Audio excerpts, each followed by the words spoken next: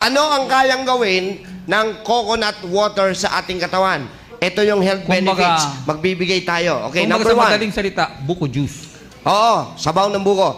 Unang, Lowers blood pressure. nakabababa po ito ng presyon natin. Pagtaas. Bakit daw? Because meron po siyang vitamin C, potassium, magnesium na Nagbabalanse. balancing out the negative effects of sodium. Tandaan nyo, kaya po kayo hina-high blood, mataas ang alat, mataas ang sodium. Oh! So dahil po ang buko juice ay may vitamin C, potassium at magnesium, nire-regulate niya yung sodium.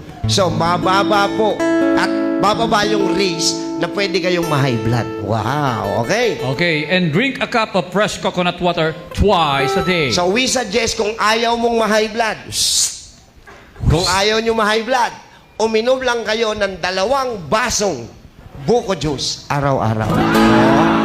Mas mura yon kaysa mag-maintain ng gamot. Tama o mali? Tama. At syempre, maintains cardiac health. Ibig sabihin po Cardiac nito, health. tinutulungan nito na maging masigla, malakas ang ating puso.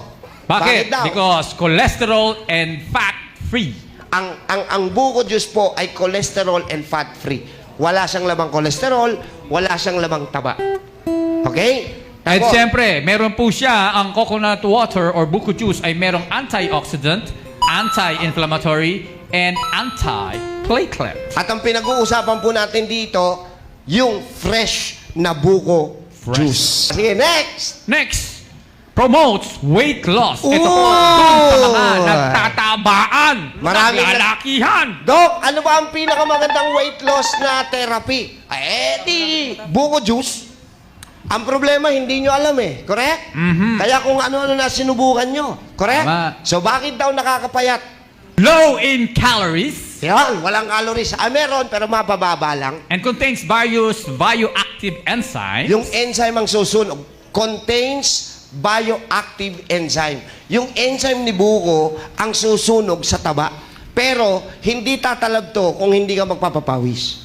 Siyempre, coconut water is rich in potassium. Ang potassium po ay malaking factor sa loob ng katawan natin para po manatili ang tamang timbang.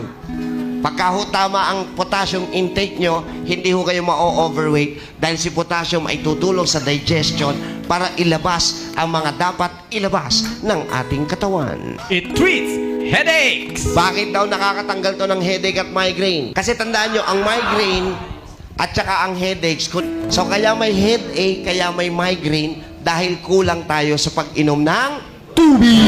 So, ibig sabihin, dehydrated ka.